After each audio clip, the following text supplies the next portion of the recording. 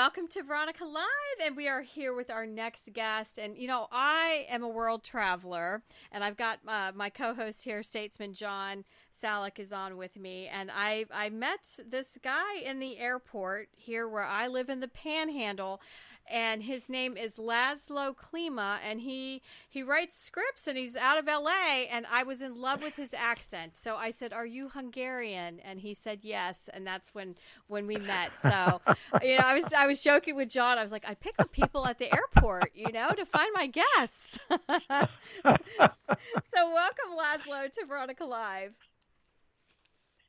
Hey, Veronica, Laszlo. John, how are you?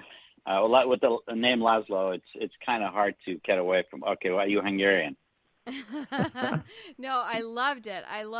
And then you told me that you were a screenwriter out of LA, and you've done independent films, and I was very intrigued. And so you actually sent John and I your latest script called Greed Street. And you said it's sort of a mix between Wall Street, The Firm, and 3 Days of Condor.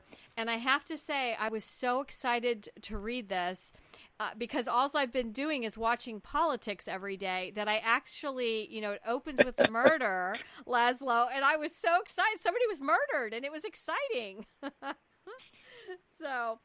Well, I try to stay away from politics as much as I can, especially nowadays.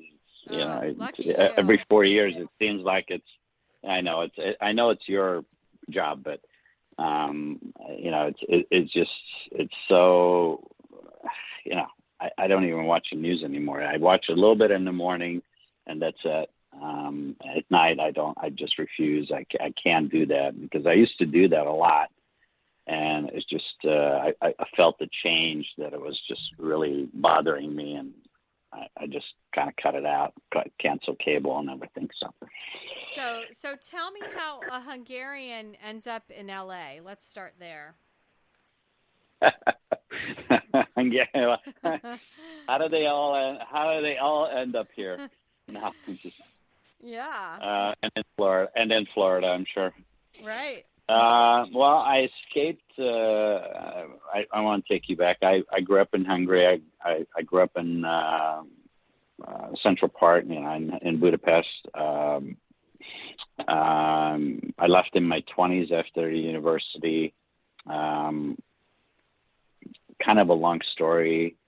Was still under communism. My father was anti-communist for many years, and my parents were murdered in '84, and so it took me a few years to kind of figure out. I had a great job. I was working in hotel school and culinary school, and I loved my job, but it was just they were after me, and my military service was coming up, and I wasn't about to do that. So one day I just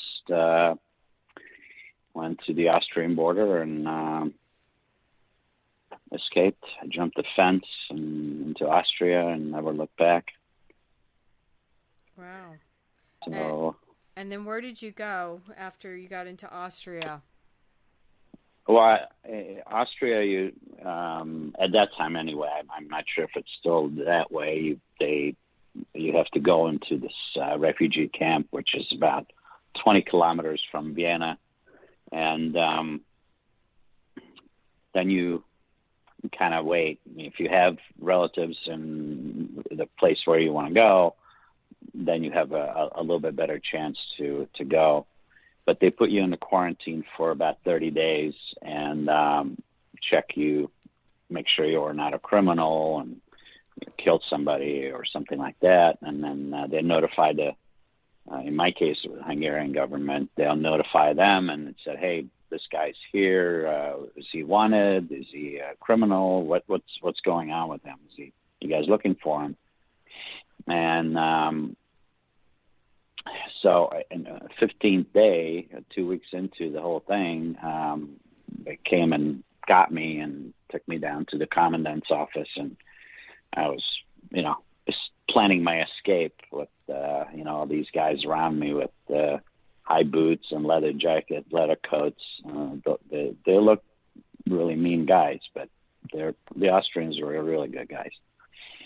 And they found out my mother was Austrian. It was Austro-Hungarian Empire when my grandparents were kind of migrated to the central part of the country. So they offer. I'm shortening it down, but my parents were growing up in a kind of trilingual area. My mother being Austrian and Austro-Hungarian, and my father's father was Italian.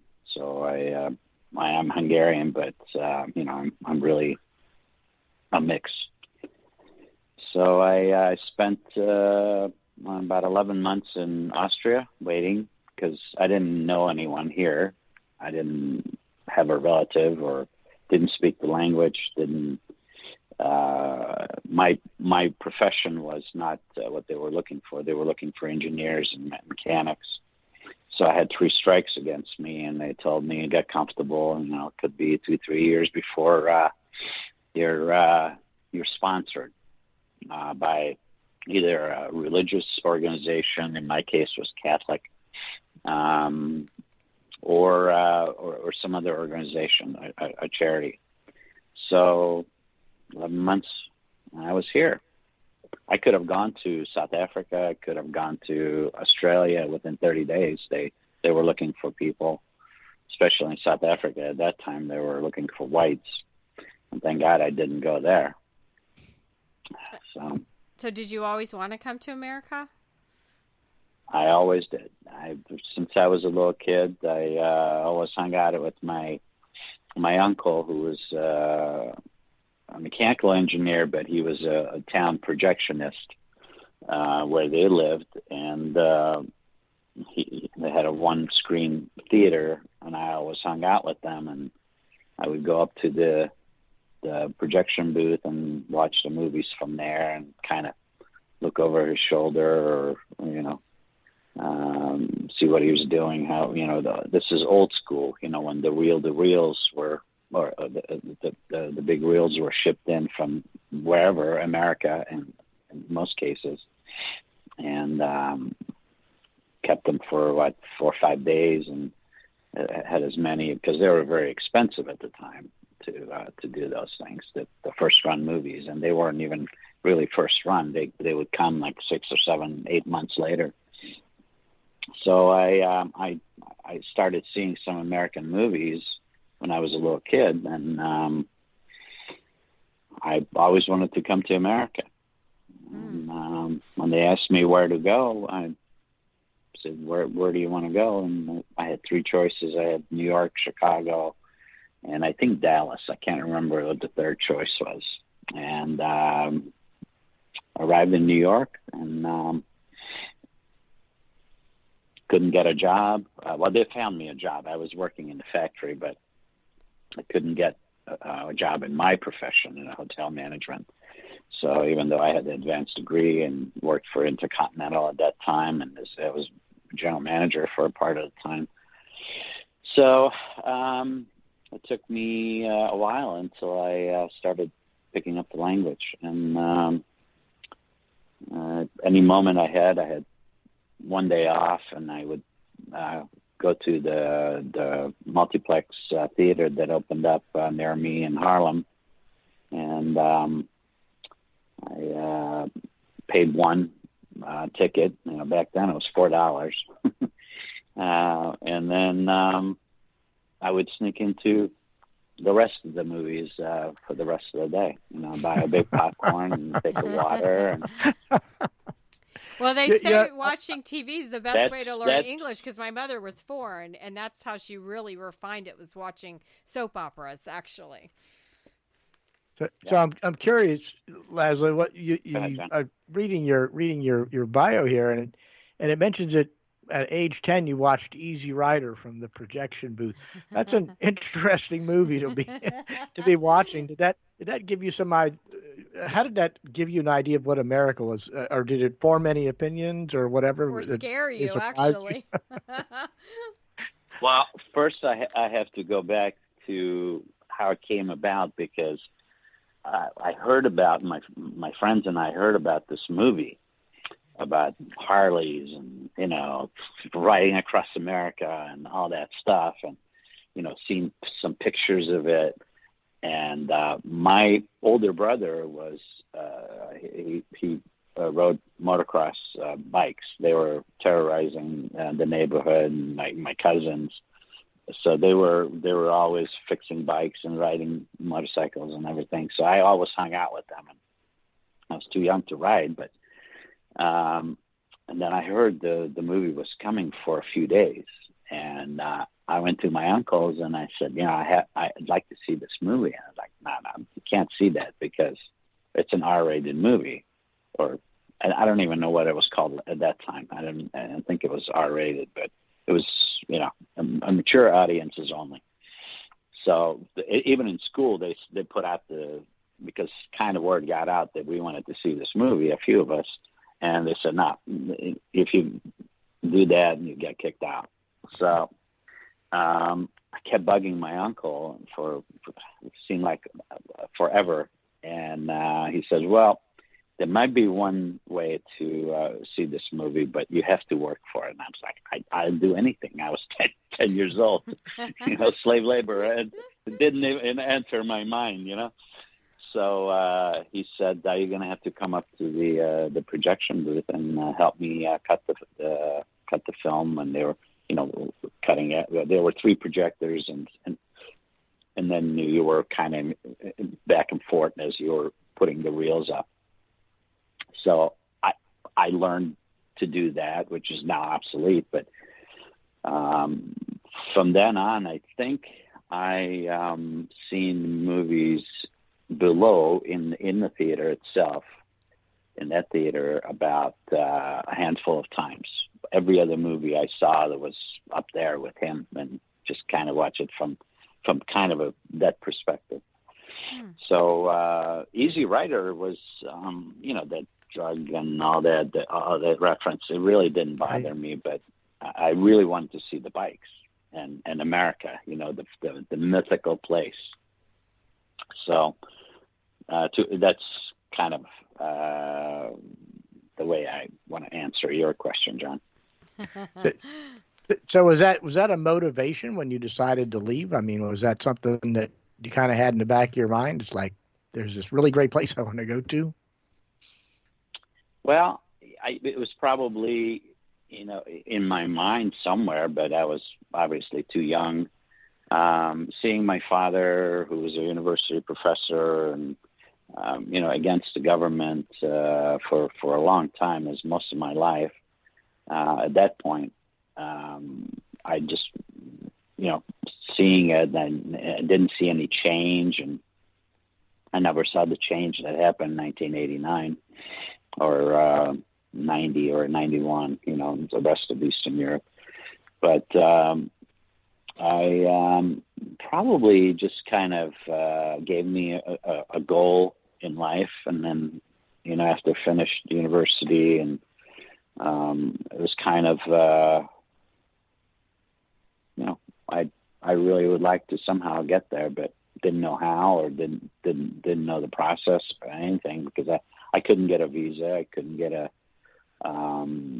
the West before the military. That was not possible. In fact, I was an athlete during college and before in high school a little bit too. I was on a national team for team handball. I don't know if you guys know team handball. During the Olympics, you just might have seen it in the middle of the night. So we were going to Moscow for the Olympics, the boycotted Olympics in 1980. I was 17 years old, and they pulled my passport, and because my father was very vocal and anti-communist, and I wanted to, go to the Olympics. If I was chosen as an alternate, a very little part of it. And then my coach had to go to bat for me and raised hell, and they said, you better let him go. And he was a guy who was part of the 1972 Olympic team in Munich when the Israeli soldiers were, Israeli athletes were killed and attacked, and he was down the hall from them, and he hid a couple of athletes in his room for a few hours there, and so he was a hero, not only of mine, but a lot of people there, and certainly the Jewish folks. And so we ended up going and came back, and I was supposed to come to Los Angeles in '84 for the Olympics, and we were boycotting you back because stupid politics. So, that ended my Olympic ambitions. It was really by accident because I was just trying to keep out of trouble, and I was playing water polo and team handball. And you guys familiar with team handball at all? I know handball, but I'm not familiar with team handball. Yeah, I know handball. Team handball it's not the little ball that you slam against the wall. It's team handball is a picture water polo, except not in the water. It's on the same size court as basketball court, and you have 7 on each team. You have goals, and same dribble rules as basketball. So you dribble 1-2 step, and you have to either pass or shoot. The ball is a size smaller than the soccer ball, and it's a very fast and pretty physical sport. Sounds like fun. It is. It is fun. I'm very surprised that it's not even more popular here. Only a couple of teams in America. So anyway, I'm going off a little bit here. So you come to America. You're trying. How long did it take you to learn English? I guess is the first question. Well, I understood the language. I started understanding the language about maybe 8 months, 9 months, 10 months, something like that.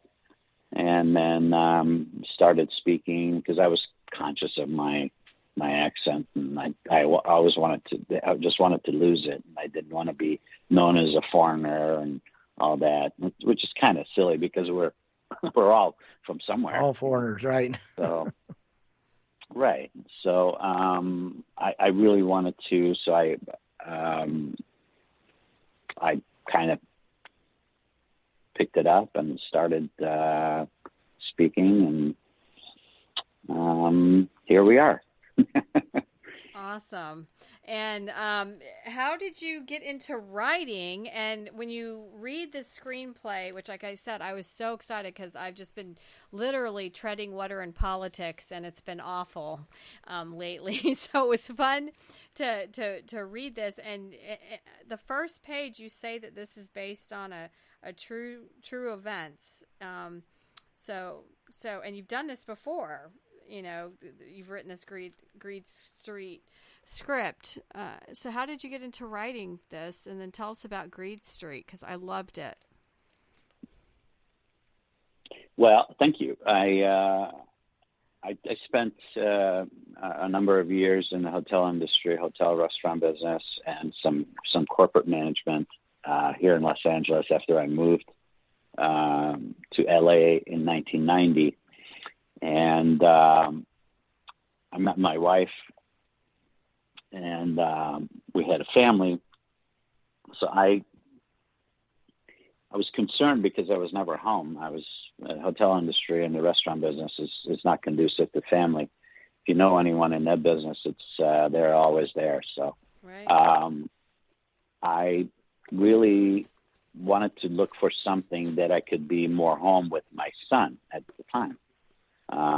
Who's now 27. So I by accident, I for a couple of years, we reversed roles. my wife had a good job and good benefits, so I stayed home. I was a stay-at-home dad. And so a couple of years, my son was getting older. He was going to preschool, and then we had another baby. So a couple more years later, so 4 years now, I'm kind of antsy to do something, or earn my keep. And then a friend and I've always kind of been dabbling in the computer, just be on top of the computer business, and internet was coming in heavier. So he and I formed the company, and we started. He was manufacturing CDs and DVDs at the time here, and we went to a show where I had an idea to kind of approach corporate America to put their content on smaller size CDs, like a business card size CDs, DVDs. I don't know if you remember those. Oh yeah. Like annual reports or yeah. Okay. So we were kind of the first to come out with those, and I had a built-in manufacturer for me, which was great. And then I was basically selling the content. So we were doing web design and heavier content design for a variety of different companies and industries. So anywhere from the U.S. Army, the U.S. Air Force was the first client of mine, which I know, Veronica, I think you were in the Air Force, correct? Yes, for 20 years, yes. So you chose the best, so of course. Of course. So I basically, where it came about was I went to a high school graduation of someone's, and I saw the recruiters, as they are, sitting at the table, and kids are walking by as they're graduating, they're looking for things to do in their life. And so I approached them, and we talked about it, and we sold them on the deal. And then the Army came next. And if you remember the Army of One commercials back 20-some years ago, those were mine.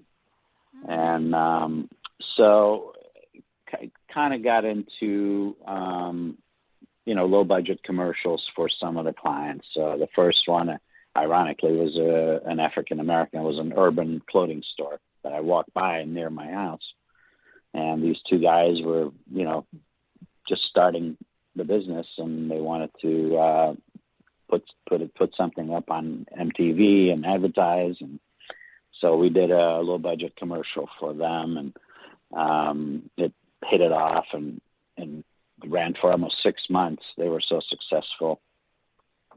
So through that, I knew a lot of people in the industry by then, below the line, cinematographers, directors, sound people, and all that. So I kind of went to the direction of indie films, low budget indie films. So I started doing it for other people, and I got burned a couple of times, as many people do. And I said, okay, well, I went to a friend of mine, and I said, he's an established writer, and I said, how do you do this format, this final draft format, which is kind of the standard in the industry?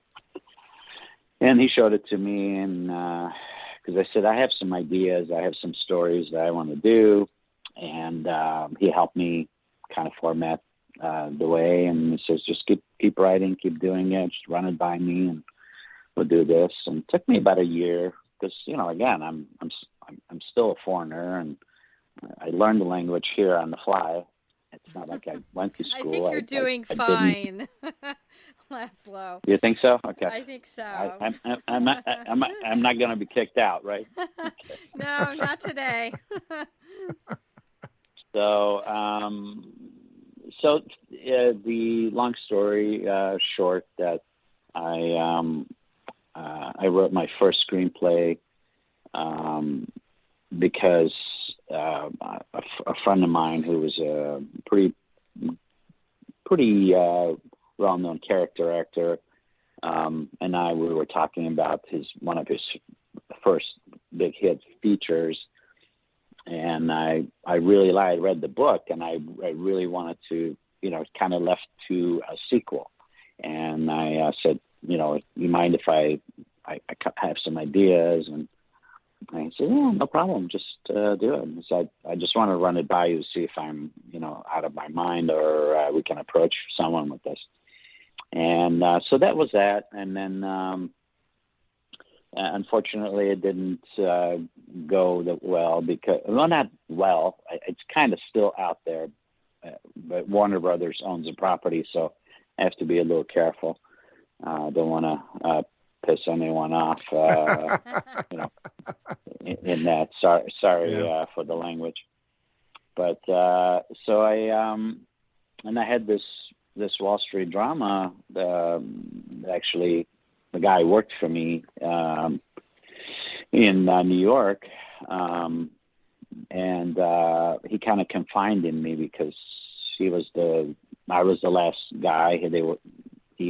I've seen these guys come off from Wall Street, and they were, one day they were making $300,000-$400,000 a year. The next day they wanted to be a doorman because they were burnouts.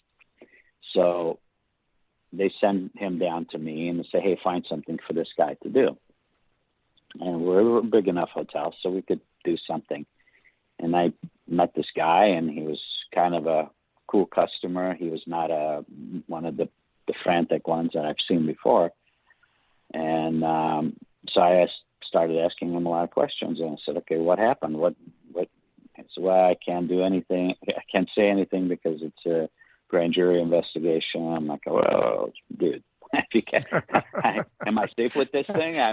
Criminal now. Okay. We're in New York, okay? I'd like to live a few more years. I said, no. I have to, just, can we have dinner or lunch? I said, yeah, sure. And so he told me the story, and I had to change the names and some of the circumstances and everything in the script.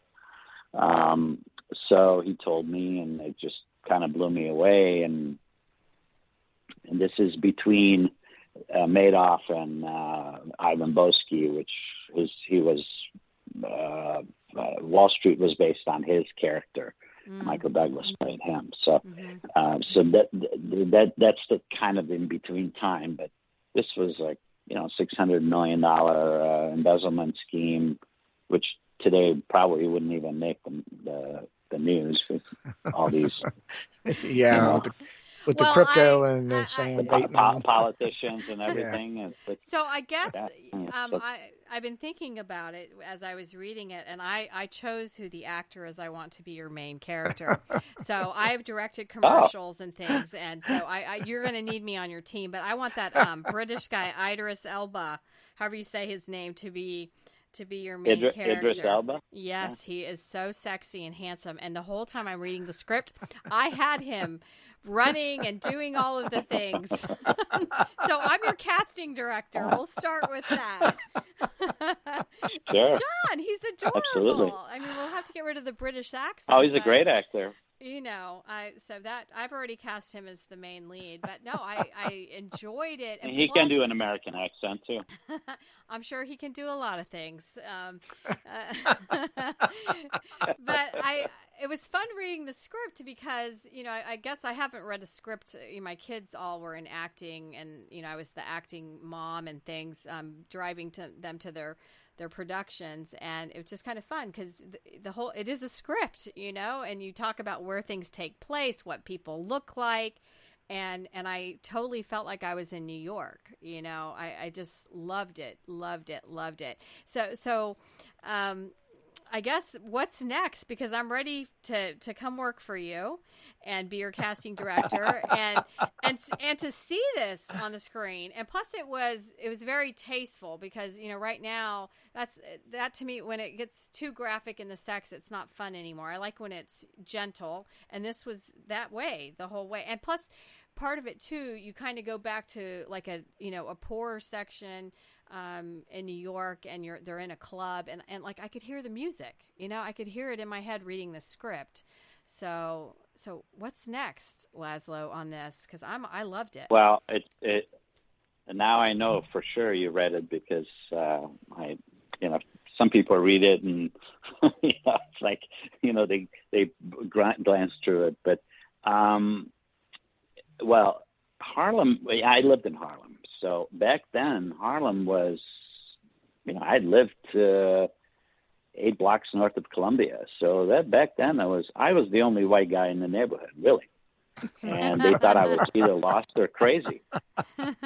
And yeah, in fact, there was an incident where I ended up leaving Harlem because I was, I like 7 months or so there. I started picking up the language, and I see these guys on the corner, and they were, doing whatever they were doing, selling whatever. And one guy says to me, he says, "Hey man, what are you doing here?" And I'm like, he sees me every day. And I'm like, "What do you mean? You see me every day? I come and come go to work, come home." And I had a little subterranean room that my original room they got me when I got here, and bathroom down the hall, and no, kitchen, nothing, just wow. 2 little windows, seeing people's feet, and at 128 in Amsterdam, and I said, "What do you mean? I live right there. You see him every day." I said, "No, man, what are you doing here? You're white." And I wasn't scared, really. It just flashed through me that, no one knows me. No one cares. I would wash up in New Jersey somewhere. And it would be, yeah. So, and I don't know where it came from, but humor came out of me. And I said, "You see me every day for 6 or 7 months, and now you tell me I'm white? I thought I was black, man." And they're like, "Get out of here." They thought I was nuts. So wow. I told my boss, who was a German guy, I still told my boss the story, and he says, "You have to move." I said, "Oh, God, these guys, no, you have to move." He drove me there. He packed, it was easy pack. I had like a duffel bag, and that's it. And he says, "You're coming out and you're living at my house in Long Island until, we figure out what's going on." He says, "No." He said, "They'll kill you. If they figure out you're not crazy, they'll kill you." And that was, Harlem was pretty tough back then. So I wanted to kind of, and I've seen clubs like that, not necessarily that club, but I saw clubs like that, and I used to go to a couple of small places and just kind of drew inspiration from there to do kind of justice to the story, because I didn't want to just brush over it. And we arrived in this club, and it's like, okay, well, how did this happen? And so it's a great story. To kind of answer your question where it's at, my agents during the pandemic, unfortunately, during the pandemic and last year was we had all these strikes in Hollywood. So last year and a half, it's been really tough. But I have a new agent, and so he's out there, and we're plugging it all around town. So hopefully we'll get some traction here soon and get it made, or I'll sell it. I'm open to both. Well, we need some movies. I mean, it's the nice movies movies right now are Well, it's just there's just garbage out there right now. I mean, I don't have any desire to go see these movies. I mean, it's this is a good story. It's the kind of thing that you'd want to go see and get engaged with. I thought you kind of left it open as a sequel with Charlie and Marvin with their final moments together, which I think Charlie, I've decided, needs to be Zoe Kravitz. I'm already casting these people. The accountant is Zoe Saldana or whatever her name is, and then the bad diva singer is that was kind of chasing him is J-Lo, and she's available right now. We know. So. Oh God.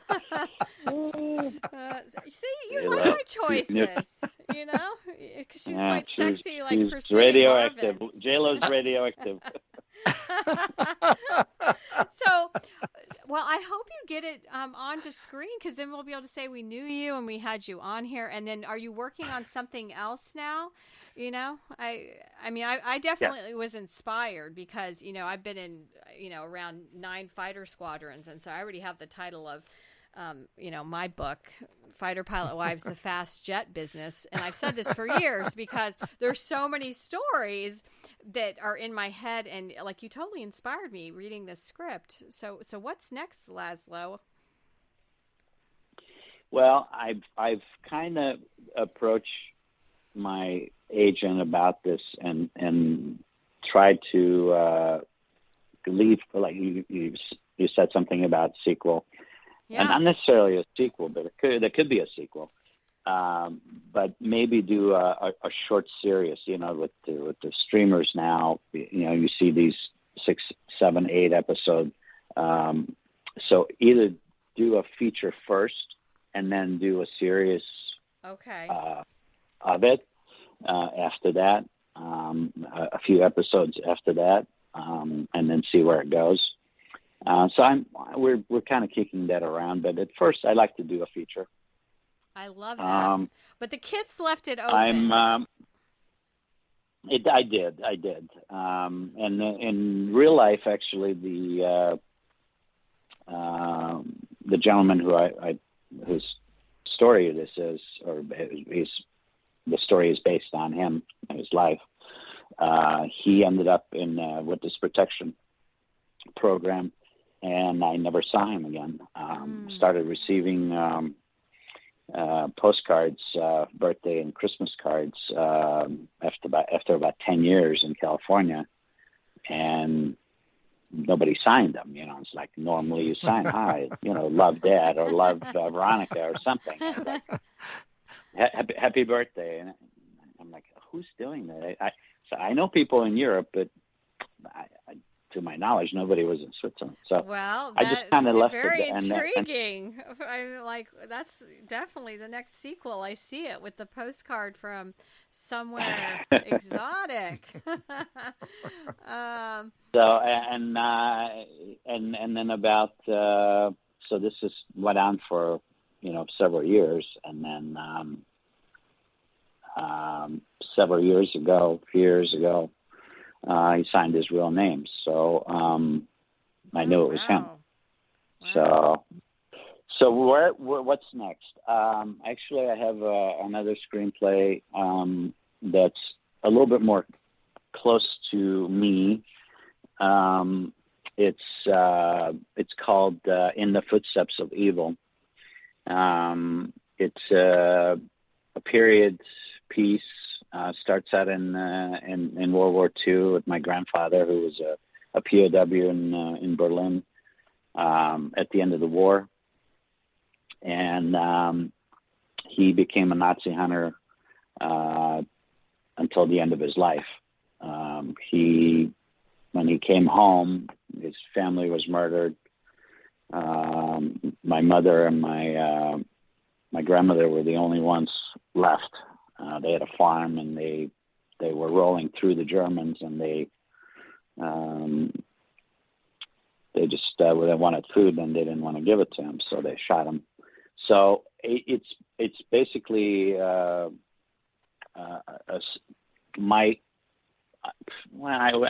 shouldn't say autobiographical, but it in a way it is. It's historical drama.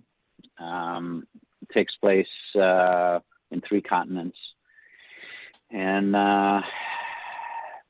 it's the log line is a hunt is on by 2 generations of Nazi hunters over 4 decades and 3 continents. A young man's escape, tyranny of communism, but finds himself in the middle of the Nazi war criminals, millions of looted art and murder. So it's. Well, I think that story needs to be told. That sounds very thrilling, and because people don't know that story. And I like to ask people that have left their country for freedom. My husband, his father was Hungarian, and I'd asked his 90-year-old grandmother, who had everything in Hungary and fled on foot, would she do it again? And she said yes, because freedom is everything. So what, Laszlo, does freedom mean to you? Because you left, and you mentioned that your parents were murdered and your grandfather. So what does freedom mean to you as an American today? Well, I'm with your husband's grandmother, because freedom meant everything to me. I had a great job. I was making great money at 25, 26 years old. But when you're looking over your shoulder every single day and people walking up to you when you're listening to Radio Free Europe, not for the propaganda aspects of it from Munich, the only place I could get it was on my car radio. And one day I was listening to I was rock and roll on the weekends, and on Saturday or Sunday between 2 and 6, I believe it was. And I was listening, and there was a break in the show, and said, "This is Radio Free Europe," and Munich, and 2 guys walk up to me in KGB, and they said, "You're not supposed to listen to that." And that's when I really knew that I need to make a change. Otherwise, I'll end up, in the military, and they'll change my mind, or they'll take me out, just like many other people. So it means everything to me. I have not been back to Hungary since I left. Not because I can.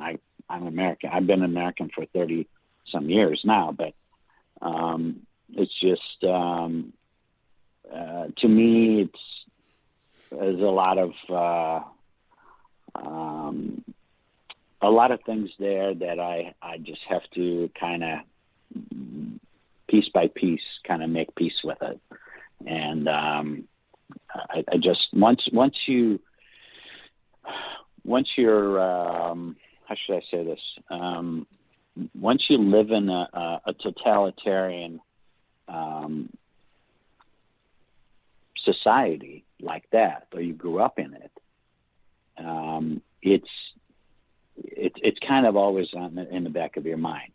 And for years out here in America, and I lived in New York, and I was looking over my shoulder, and I was kind of moved around, and just laid really low, and that's why I didn't wanted to do anything bad or anything like that. It's just not to be thrown out of here, because when I first came here, they're scared. Oh, you can't do this.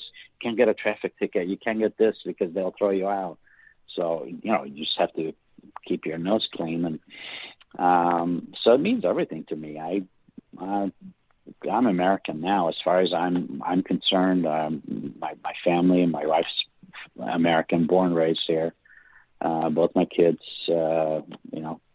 are doing well. My son is an Army officer. My daughter just graduated from grad school in D.C. And so I'm just I want to do this. This is my passion project, and in fact, the In the Footsteps of Evil. I'll send it to you. It needs a little bit of touch up, but you get the gist of it. It's been a passion project for many years, and it was just so close to me that I had a writer's block that you'd not believe.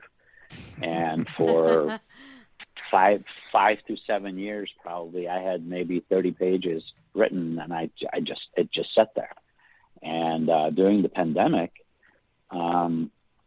nothing to do. We were just in the house and can't go anywhere. And it just kind of, I said, okay, I just have to do this, and just flowed. And within 3 or 4 weeks, I wrote 75 pages. So it's a great story. It kind of starts out with my grandfather, who was my best friend and my inspiration, and he was everything to me. He passed away when I was 15 years old, but and I didn't know anything about the Nazi hunting and all that, any of that stuff, until 5 years after he passed away. And I found his journals, and I wanted to, because he always told me, he says, don't believe in the history books. The communists, they changed the history books, and they're trying to change it now. And even here. So he kind of gave me the real history. And I wanted to know whatever he wrote in his journals was a little bit of truth, or is it all truth? And I wanted to go to South America, and I wanted to see for myself, and I ended up going twice. And I'll let you read it. We don't have much time. I want you to get all of these to the film, and I'm already picking out my dresses, and then I think your grandfather should be Liam Neeson. So I'm the casting director, because I've met you, and I'm like, oh, his grandfather, that would be a good one. But it's been a pleasure talking to you, Laszlo, and I thoroughly enjoyed. Well, thank you so much for your time. I hope Reed Street. I hope I'm talking too much, so no, and I will share this with you, and then you just have to get it on the big screen, and then John and I will come out there, as Veronica Live, media for the premiere. red carpet. But anyways, it's been a pleasure. I really appreciate your time. Yes, and hopefully we can get this on the screen, and everybody can enjoy what John and I read in the screenplay. So it's been a pleasure having Laszlo Klima on, and he's working to get Greed Street, a movie about all kinds of fun stuff and investment banking and embezzling. And it's been a pleasure, Laszlo. We'll have you back. Thank you so much, Veronica. Thanks, John. Thanks. Thank you.